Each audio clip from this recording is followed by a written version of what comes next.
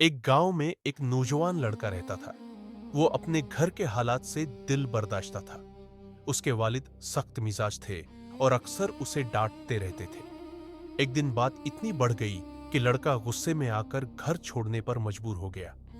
वो अपना वफादार घोड़ा साथ लेकर रात के अंधेरे में घर से निकल पड़ा। उसका इरादा था कि वो बादशाह के महल जाकर अपनी किस्मत बदल ले। रास्ते में एक घना जंगल आया।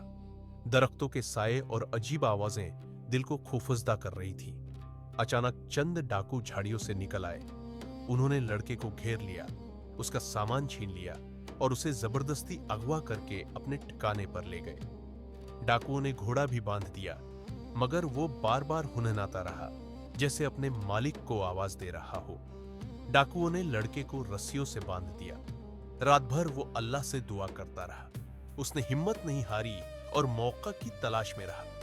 आधी रात के वक्त जब डाकू सो गए तो घोड़े ने जोर से आवाज निकाली। इसी आवाज से लड़के को हिम्मत मिली। उसने बड़ी मुश्किल से रस्सी खोली और घोड़े समेत वहां से फिरार हो गया। जंगल से निकलते ही तेज बारिश शुरू हो गई। रास्ते कीचड़ से भर गए। थकावट और खौफ के बावजूद वो रखा नहीं। एक पुरानी झोपड़ी में पनाह ली और रात गुजार दी। अगले दिन तपता हुआ रेगिस्तान सामने था। पानी खत्म हो चुका था।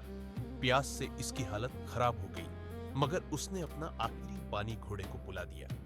उसकी आंखों में आंसू थे, मगर दिल में सब्र था। कई दिनों की मशक्कत के बाद वो बादशाह के महल पहुंच गया। उसकी हालत देखकर दरबानों ने उसे अंदर ले जाकर बादशाह के सामने पेश किया। बादशाह ने जब डाकुओं के अगवा, सब्र, हिम्मत और वफादारी की पूरी दास्तान सुनी तो वो बहुत मुतासिर हुआ। बादशाह ने उसे इनाम दिया, रहाइश दी और अपनी फौज में एक बाइज्जत मकाम अता किया।